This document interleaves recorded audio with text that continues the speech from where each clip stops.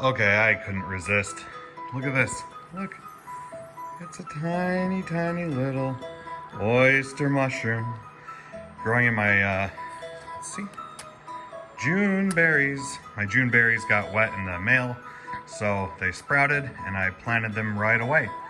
Let's see what else we have growing in our potting mix. So I had my microgreens put on top of here, and then when I moved them to check to make sure they weren't covering any sprouts, what do we got? We got baby oyster mushrooms. This is the seed coming up, a thornless honey locust. We have another oyster mushroom. Let's see, one seed. Oh, here's another baby. Let's see if we can pull focus on that. So how fun is that? Oh, here's one in this. So how biologically active is your potting soil in the winter? This is just super healthy, super active.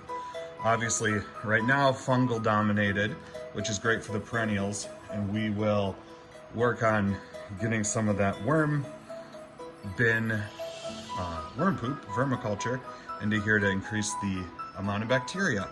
And I have a whole nother video series coming on bacterial propagation options. So I'm gonna put a humidity dome over here, mostly just to see how those mushrooms do, and we'll go from there.